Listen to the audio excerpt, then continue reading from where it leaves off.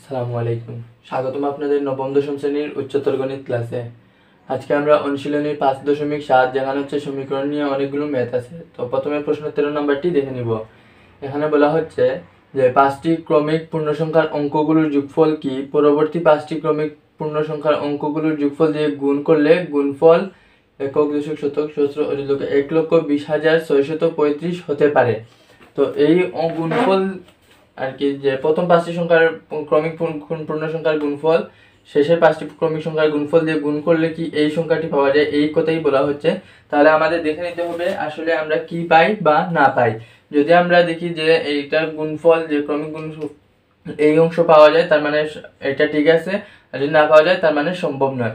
এরকম একটু আর কি আমাদের হিন্টস দিয়ে দিছে। তো প্রথমে আমাদের কি করতে হবে, 5টি ক্রমিক পূর্ণ সংখ্যার অঙ্কগুলোর যোগফল, অর্থাৎ প্রথমে 5টি ক্রমিক সংখ্যা লিখে নেই, তারপর হচ্ছে শেষের 5টি ক্রমিক পূর্ণ সংখ্যা। তো প্রথমে হচ্ছে আমাদের প্রথম 5টি ক্রমিক পূর্ণ সংখ্যা ধরে নিতে হবে। তো আমরা প্রথমে ধরে নিলাম একটা সংখ্যা n। তো যদি n ধরি তার মানে ধরেন n এর মান যদি আমার 1 হয় তার মানে পরবর্তী ক্রমিক সংখ্যা হচ্ছে n+1 অর্থাৎ 2, এরকম হচ্ছে আমাদের ধরে নিতে হবে। তার মানে হচ্ছে এর পরবর্তী সংখ্যাটা হবে n+2, n+3, n+4। দেখেন একটা, দুইটা, তিনটা, চারটা, পাঁচটা, আমাদের 5টা ক্রমিক সংখ্যা হয়ে গেছে। তো এখনো কি করতে হবে, যে প্রথম 5টি সংখ্যার আমাদের যোগফল নির্ণয় করতে হবে। তো আমরা কি করব, সুতরাং প্রথম 5টি ক্রমিক পূর্ণ সংখ্যার যোগফল, যেহেতু আমাদের বলা হচ্ছে 5টি ক্রমিক পূর্ণ সংখ্যার অঙ্কগুলোর যোগফল, তার মানে প্রথমে আমরা যোগফলটা নির্ণয় করি। যোগফল আমরা কি পাই, যোগফল হচ্ছে কি n+1 plus n+2 plus n+3 plus n+4। এখন এই যে সবগুলো আছে এই সবগুলো আমাদের কি করতে হবে, যোগ করতে হবে। তো আমরা যদি যোগ করি তাহলে দেখেন কি পাই, 1 2 3 4 5টা n আছে, তার মানে হচ্ছে 5n প্লাস এখানে সংখ্যা কত আছে 1 2 3 6 আর 4 হচ্ছে 10, 5n প্লাস 10। এখন যদি আমরা কমন নেই, 5 কমন নেই, তাহলে কত পাই, 5 × n+2। তাহলে দেখেন আমরা এই যে যোগফল নির্ণয় করছি, যোগফল নির্ণয় করার পর আমরা যে সংখ্যাটা পাইছি সেটা হচ্ছে 5 × n+2। তো এটা হচ্ছে প্রথম 5টি ক্রমিক পূর্ণ সংখ্যার যোগফল পাইছি। কিন্তু এরপরে কি বলা হচ্ছে, পরবর্তী 5টি ক্রমিক পূর্ণ সংখ্যার অঙ্কগুলোর যোগফল। তার মানে সেম ভাবে আমরা পরবর্তী 5টি ক্রমিক সংখ্যা আবার ধরে নিব। ধরি আমরা কি পরবর্তী 5টি ক্রমিক সংখ্যা, তাহলে আমরা লিখতে পারি পরবর্তী, আচ্ছা একটু উপরে লিখি। তো পরবর্তী ক্রমিক সংখ্যাগুলো হবে কি, এর পর থেকে আমাদের হচ্ছে পরবর্তী ক্রমিক সংখ্যা। যেমন ধরেন আমরা যদি n এর মান 1 ধরি, তাহলে দেখেন 1 2 3 4 5, তার মানে পরবর্তী ক্রমিক সংখ্যাটা হবে 6 থেকে। তার মানে এটা হচ্ছে 6 যদি হয়, তার মানে n প্লাস যদি 5 লিখি, তার মানে দেখেন আমরা 6 পাচ্ছি। কারণ আমরা যদি n এর মানটা 1 ধরে নেই, তাহলে দেখেন আমাদের ক্রমিক সংখ্যাগুলো 1 2 3 4 5, এবং পরবর্তী যেহেতু ক্রমিক সংখ্যা তার মানে 5 এর পরে হচ্ছে 6 আছে, তার মানে n এর মান যদি 1 হয় 1 + 5 = 6। তার মানে আমাদের পরবর্তী ক্রমিক সংখ্যা শুরু হবে কি n+5 থেকে। তারপরে n+6, n+7, অবশ্যই কমা হবে, n+8, 1 2 3 4, তারপরে হচ্ছে n+9। দেখেন আমাদের হচ্ছে পরবর্তী 5টি ক্রমিক সংখ্যা আমাদের লেখা শেষ। এখন প্রশ্নে বলা হচ্ছে কি, এগুলোরও যোগফল আমাদের আছে, যে এগুলোর যোগফল কি করতে হবে, গুণ করতে হবে। দেখেন আমাদের পরবর্তী ক্রমিক পূর্ণ সংখ্যার অঙ্কগুলোর যোগফল দিয়ে গুণ করতে হবে। তার মানে এই পরবর্তী 5টি ক্রমিক সংখ্যার যোগফল আমরা বের করে নিব। পরবর্তী 5টি ক্রমিক সংখ্যার যোগফল, আচ্ছা এখানে পূর্ণ সংখ্যা হবে, একটু ভুল হয়েছে, পূর্ণ সংখ্যা যেহেতু পূর্ণ সংখ্যা লিখে আছে, যোগফল ইকুয়ালস টু সবগুলো আমরা যোগ করে দিব, n+5 plus n+6 plus n+7 plus n+8।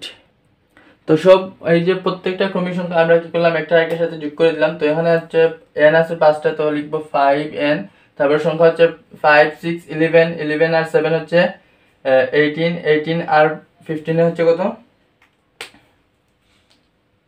Sorry 18 আর 17 হচ্ছে 35। তো আমরা লিখলাম কি 35। তো দেখেন 5n + 35, কিন্তু এখন হচ্ছে আমাদের কমন নিতে পারবো। তার মানে আমরা লিখতে পারলাম কি, এটাকে আমরা যদি কমন নেই, তার মানে 5 যদি কমন হয় তাহলে হচ্ছে n+7, দেখেন আমাদের দুইটার ক্ষেত্রে কিন্তু আমাদের যোগফল নির্ণয় করা শেষ, কিন্তু এখন প্রশ্ন বলা হচ্ছে কি আমাদের একটা একটার সাথে গুণ করতে হবে। তাহলে পরবর্তী স্টেপটা আমরা কি ইউজ করতে পারি, যে এই অংশের সাথে এই অংশ গুণ করে দিলে আমাদের এই অংশ পাওয়া লাগবে, তার মানে হচ্ছে আমাদের আনসারটি সঠিক। কিন্তু দেখেন এই জায়গার ক্ষেত্রে আমরা এন এর মানটা কিন্তু আমরা জানি না, সেক্ষেত্রে হচ্ছে আমরা এন এর মান না জানার ক্ষেত্রে আমাদের কোন স্টেপটা ফলো করতে হবে সেটাই হচ্ছে বিষয়। তো এখন আমরা সেই স্টেপটা আমরা দেখে নিব।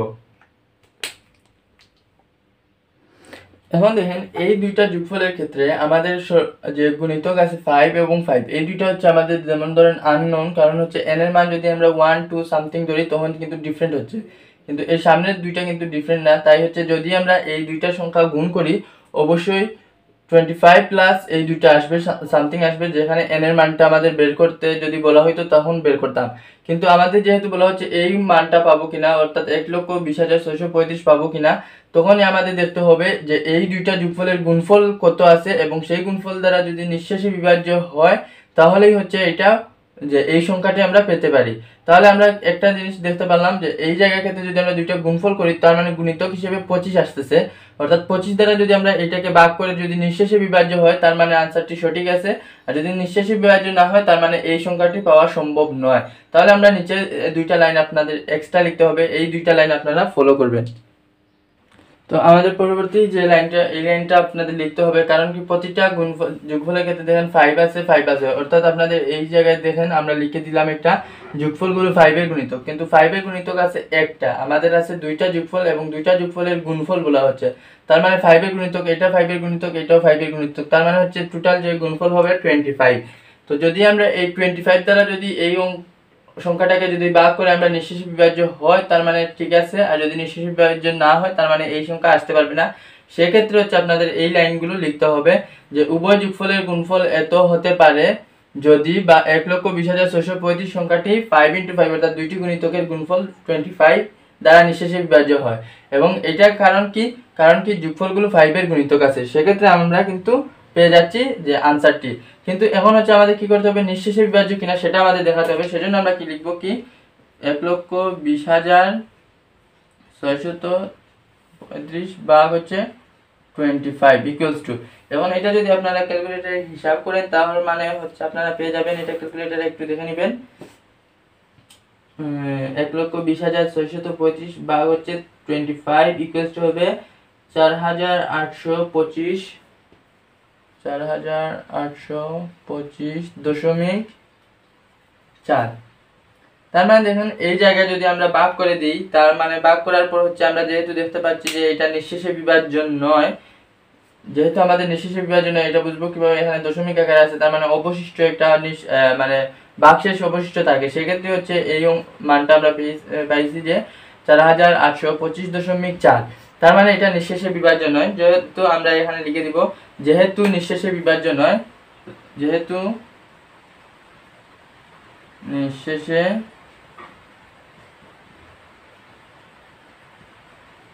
বিভাজ্য নয়, সুতরাং আমাদের প্রশ্ন বলা হচ্ছিল কি 1,20,635 হতে পারে কি না, সেটা আমাদের বলা হয়েছে, তার মানে আমরা কি লিখতে পারি, সুতরাং উভয় যোগফলের গুণফল, প্রশ্ন থেকে আমরা লিখবো যে উভয় যোগফলের গুণফল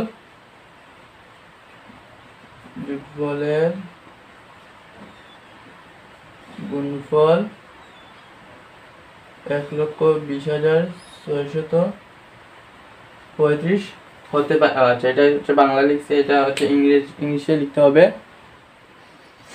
তো এই লাইনটা আপনারা লিখে দিবেন। এখন হচ্ছে আমরা একটু দেখে নিব কিসের জন্য হয় না, কারণ হচ্ছে যদি আমরা n এর মান 1 ধরেন আর এটার ক্ষেত্রে সেম হবে, তো যদি আপনারা এটা ভাগ করেন দেখেন 5 × 1 + 2 হচ্ছে কত, এটা আমরা ধরেন, আচ্ছা এই প্রশ্ন পর্যন্ত শেষ করে নিই, তারপর হচ্ছে আমরা রাফে একটু দেখে নিব। তো উভয় যোগফলের গুণফল কত, এত হতে পারে না, এটাই হচ্ছে আমাদের নির্ণয় আনসার। তো আশা করি আপনারা এই প্রশ্নের উত্তরটি বুঝতে পারছেন। তারপরেও যদি আপনাদের বুঝতে সমস্যা হয় সেজন্য হচ্ছে আমি কি করব, একটু মুছে দিব উপরের সাইডগুলো, যেমন আমি উপরের প্রশ্নটা মুছে দিয়ে আমি হচ্ছে আপনাদের দেখাবো। যদি আমাদের এই কাজটা কিসের জন্য না হয় সেটা আমরা দেখবো। দেন এই জায়গার ক্ষেত্রে আমরা যদি n এর মান 1 ধরি তাহলে 5 × 1 + 2 = 3, আচ্ছা তার মানে হচ্ছে কত হয়, 3 × 5 হচ্ছে 15, তার মানে 15 ইনটু দুইটি যোগফল যেহেতু আমাদের বের করতে হবে, এটা ক্ষেত্রে কত 1 প্লাস 7 হচ্ছে 8, 5 ইন্টু 8 হচ্ছে 40, 15 ইন্টু 40। তো এটা যদি আমরা গুণ করি তাহলে হচ্ছে 4 15 হচ্ছে 60, 600।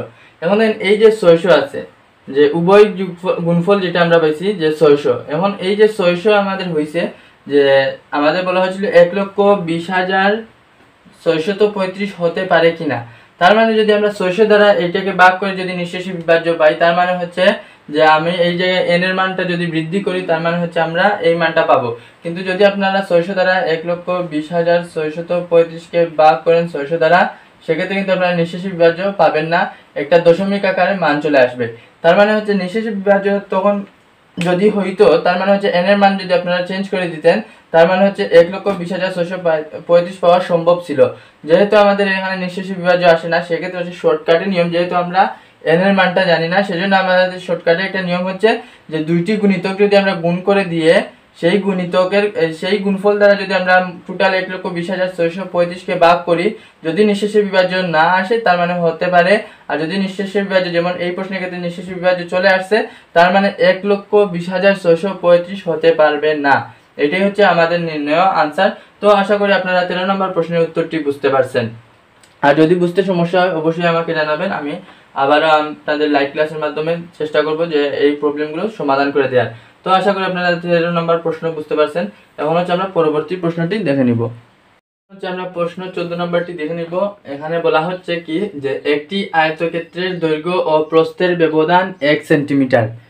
আচ্ছা, তারপরে বলা হচ্ছে যে তাদের ক্ষেত্রফল, অর্থাৎ তার ক্ষেত্রফল শেষ অঙ্ক যদি 6 হয় তাহলে কোনো বাহুর দৈর্ঘ্য পূর্ণবর্গ হতে পারে কি। অর্থাৎ আমি একটু বলে দেই যে যদি আমরা ক্ষেত্রফলটা পাই, যেমন হচ্ছে 36, যেমন ক্ষেত্রফল পাইছি 36, কিন্তু এর যে দৈর্ঘ্য প্রস্থ যেমন হচ্ছে কত, যে 6 ইন্টু 6, কিন্তু 6 ইন্টু 6 হবে না, কারণ কি পার্থক্য 1 আছে। তো 36 না ধরে অন্য কোনটা ধরি, যেমন 56 যদি ধরি, তাহলে হচ্ছে কি 7 ইন্টু 8, 7 এবং 8 হচ্ছে দুইটার দৈর্ঘ্য এবং প্রস্থের গুণফল হচ্ছে 56, শেষে 6 আছে। আচ্ছা, আমরা 6 পাইছি, শর্ত ঠিক আছে। তারপরে বলা হচ্ছে কোন বাহুর দৈর্ঘ্য পূর্ণবর্গ হবে কি। তাহলে এই যে 7 এবং 8 এর গুণফল করছি, এই দুইটার মধ্যে কোনটা কি আমাদের পূর্ণবর্গ আছে নাকি? 7ও আমাদের পূর্ণবর্গ নাই এবং 8ও আমাদের পূর্ণবর্গ নাই, তার মানে এরকম একটা ক্ষেত্রে আমরা পাইনি।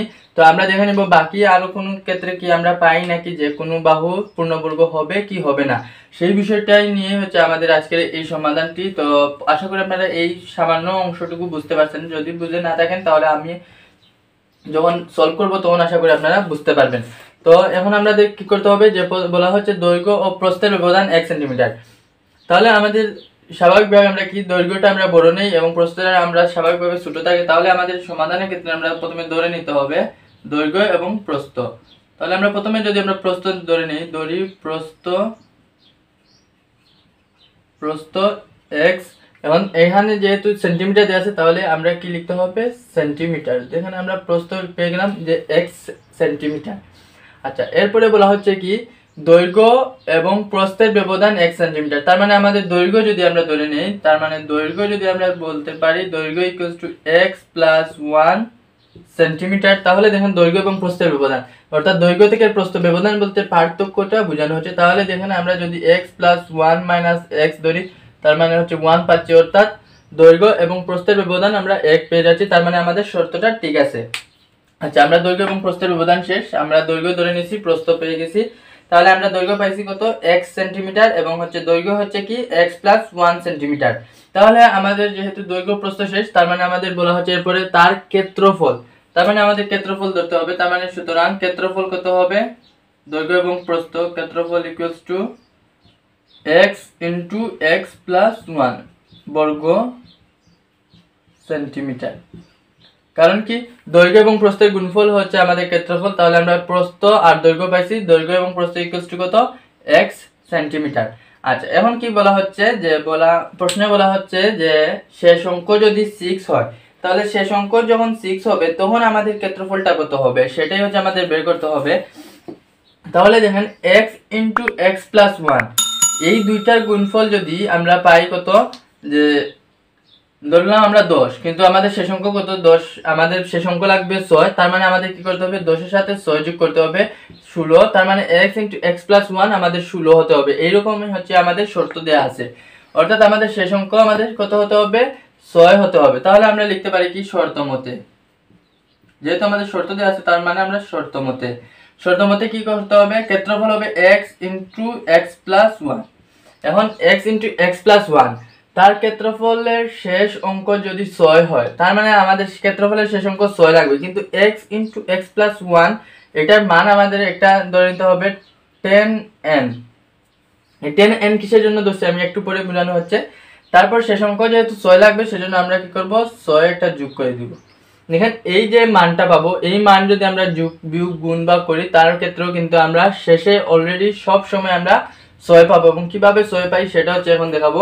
ধরে নিলাম n এর মান 0 থেকে শুরু করে, ধরি n ইকুয়ালস টু যদি স্বাভাবিক সংখ্যা যেটা আমরা ধরি 0 1 2 3 4 সামথিং ধরলাম n এর মান। তো যদি n এর মান আমরা এই যে কোনো সংখ্যা থেকে আমরা ধরি, তার মানে দেখেন n এর মান যখন 0 বসাই তখন n ইকুয়ালস টু যখন 0 হবে তখন এটার মান কত হবে, n ইকুয়ালস টু 0 হলে 10 ইনটু 0 অর্থাৎ 0 6, তার মানে x ইনটু x প্লাস 1 এর ক্ষেত্রফল 6, যার শেষ অঙ্কও 6 আছে, একটা শর্ত মানছে। তারপর যদি আমি 1 ধরি তার মানে হচ্ছে 16, 2 ধরি তার মানে হচ্ছে 26, 3 ধরলে হচ্ছে 36, 4 ধরলে হচ্ছে 46, 5 ধরলে হচ্ছে 56। দেখেন সবগুলা শেষে কিন্তু আমাদের 6 আছে, তার মানে ক্ষেত্রফলের শেষ অঙ্ক 6 নিয়ে আসার জন্য আমরা একটা শর্ত দিছি কি 10n, অর্থাৎ n এর মান 0 থেকে যদি শুরু করি তার মানে প্রতিটা ক্ষেত্রফলের ক্ষেত্রে আমার শেষে অঙ্ক 6 হবে। তাই আমরা ধরে নিতে হবে কি যে n equals to 0 1 2 3 dot dot, মানে সব ক্ষেত্রে হচ্ছে যদি আমরা n ইকুয়ালস টু ধরে নেই তার মানে এই যে ক্ষেত্রফলটা পাবো অবশ্যই শেষে 6 থাকবে। আচ্ছা এখন দেখেন আমাদের শর্ত শেষ। এখন বলা হচ্ছে তাহলে তার কোন বাহুর দৈর্ঘ্য পূর্ণবর্গ হতে পারে, অর্থাৎ কোন বাহুর দৈর্ঘ্য পূর্ণবর্গ হতে পারে কি, যে x আর x প্লাস 1টা পূর্ণবর্গ হতে পারে কি। কিন্তু এই জায়গায় ক্ষেত্রে দেখেন যদি আমরা লক্ষ্য করি তাহলে দেখেন x আর x প্লাস 1, যেমন x এর মান যদি আমরা 1 ধরি তার মানে x প্লাস 1 হচ্ছে 2, x এর মান যদি 2 ধরি তার মানে হচ্ছে 3, x এর মান যদি 4 ধরি তার মানে হচ্ছে 4 5, এরকম দেখেন সবগুলো। এটা কিন্তু একটা ক্রমিক সংখ্যা x, আর এটা হচ্ছে x প্লাস 1, তাহলে 1 2 একটা ক্রমিক সংখ্যা, 2 3 একটা ক্রমিক সংখ্যা, 4 5 একটা ক্রমিক সংখ্যা। তাহলে এই শর্ত থেকে আমরা দেখতে পাই যে কি, যে এই ক্ষেত্রফলের ক্ষেত্রে আমাদের যে দৈর্ঘ্য এবং প্রস্থ আছে সেই দৈর্ঘ্য এবং প্রস্থ কি হতে হবে, আমাদের ক্রমিক সংখ্যা হতে হবে। তাহলে আমাদের এই নিচের লাইনটা আপনাদের লিখতে হবে এই বৈশিষ্ট্য অনুসারে। এটা কিন্তু আমাদের শর্ত আছে, এটার ক্ষেত্রে কোনো কাজ নাই, শুধুমাত্র কাজ হবে এই জায়গার ক্ষেত্রে। কারণ কি বলা হচ্ছে কোন বাহুর দৈর্ঘ্য, তার মানে এটা যদি আমাদের প্রস্থ হয় এটা দৈর্ঘ্য, এই দুইটা দৈর্ঘ্যের ক্ষেত্রে আমাদের দেখতে হবে পূর্ণবর্গ আছে কি না। তার মানে এই দুইটা নিয়ে আমাদের কাজ করতে হবে। এই দুইটা হচ্ছে আমাদের দৈর্ঘ্য এবং প্রস্থ, এবং এই দৈর্ঘ্য এবং প্রস্থটা অবশ্যই আমাদের ক্রমিক সংখ্যা হয়ে গেছে। কিভাবে, x এর মান আমরা যদি 1 ধরি এটার মান হচ্ছে 2, অর্থাৎ প্রস্থ 1 হলে দৈর্ঘ্য 2, প্রস্থ 5 হলে দৈর্ঘ্য 6। তার মানে দুইটা ক্রমিক সংখ্যার গুণফলের মাধ্যমে হচ্ছে আমাদের ক্ষেত্রফলটা দেখতে হবে। তার মানে হচ্ছে আমরা এই জায়গা থেকে আমরা লিখতে পারি কি এখানে দৈর্ঘ্য ও প্রস্থ দুইটি ক্রমিক সংখ্যা হবে। আচ্ছা ক্রমিক সংখ্যা হয়েছে ঠিক আছে, কোনো সমস্যা নাই, কিন্তু আবার দেয়া আছে কি শেষ অঙ্ক 6 এবং কি এবং ক্ষেত্রফলের শেষ অঙ্ক। আচ্ছা এই লাইনটা আমি লিখে দিই। তারপরে আমাদের যে শর্ত আছে সেই শর্ত অনুযায়ী আমাদের দৈর্ঘ্য প্রস্থটা লিখতে হবে, যে আমাদের ক্ষেত্রফলের শেষের অঙ্ক কত হতে হবে, 6 হতে হবে। যখনই আমাদের 6 প্রয়োজন হবে তখন আমাদের দৈর্ঘ্য এবং প্রস্থটা 6 আসে, এরকম মানটা কত আছে দেখেন। যদি আমি দৈর্ঘ্য 3 ধরি এবং প্রস্থ যদি আমরা 2 ধরি সেক্ষেত্রে আমি একটা রেজাল্ট পাবো, এটার গুণফল হচ্ছে দৈর্ঘ্য এবং প্রস্থ গুণফল হচ্ছে 6। আর যদি আমি দৈর্ঘ্য 8 ধরি প্রস্থ 7 ধরি তাহলে আমরা পাবো কত, 56। এছাড়া আপনি যে কোনো ক্রমিক সংখ্যা গুণ করে দেখেন যে আপনারা লাস্টে 6 অর্থাৎ শেষ অঙ্ক 6 হবে এমন কোনো সংখ্যা নাই। তার মানে এই দুইটি ক্ষেত্রে শুধু 3 এবং 2 অর্থাৎ দৈর্ঘ্য 3 প্রস্থ 2, দৈর্ঘ্য 8 প্রস্থ 7, এই দুইটির ক্ষেত্রে কিন্তু আমরা পেয়ে যাচ্ছি কি যে শেষের অঙ্ক 6 আছে।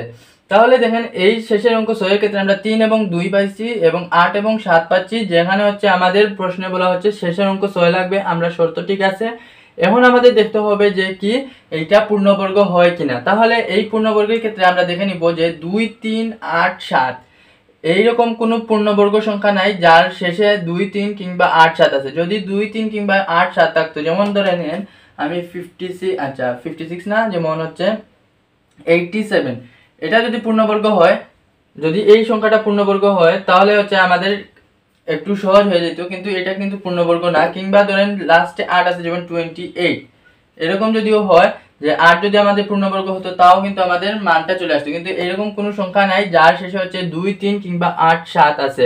তো এই লাইনটা আমরা লিখে দিব এবং আপনাদের জন্য হচ্ছে একটা পূর্ণবর্গের একটা চার্ট দেখানো হবে।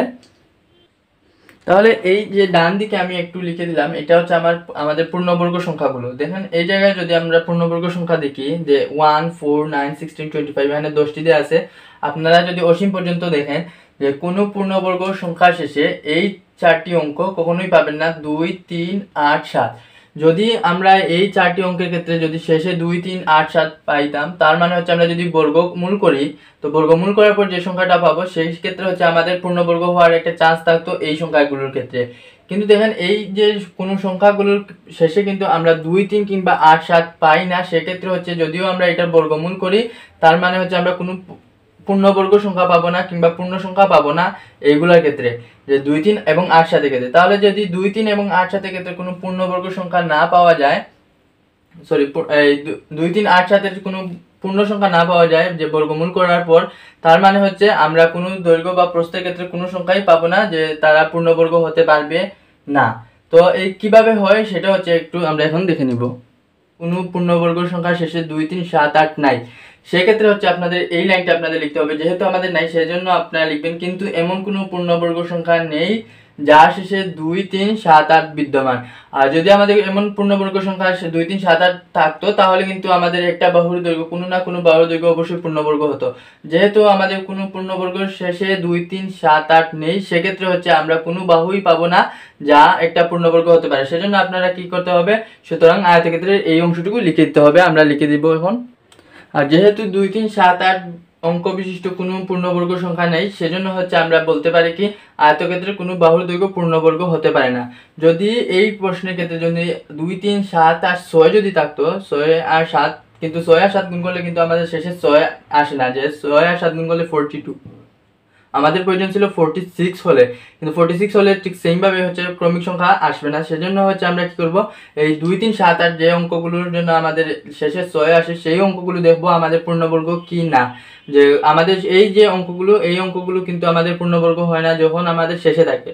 আর পূর্ণবর্গ না হওয়ার কারণে আমরা বলতে পারি কি আয়তক্ষেত্রে কোনো বাহুর দৈর্ঘ্য পূর্ণবর্গ হতে পারে না। আর যেহেতু বলা হচ্ছিল যে পূর্ণবর্গ হতে পারে কি, আমরা দেখতে পেয়েছি যে কি পূর্ণবর্গ হতে পারে না, তার মানে এই অংশটুকুই হচ্ছে আমাদের নির্ণয় আনসার। তো আশা করি আপনারা প্রশ্ন 14 নাম্বারটি বুঝতে পারছেন। তারপরেও যদি আপনাদের কোনো সমস্যা থেকে থাকে তাহলে হচ্ছে অবশ্যই আমাকে জানাবেন, আমি সমাধান করে দেওয়ার চেষ্টা করব। তো আজকে এই পর্যন্তই। আসসালামু আলাইকুম।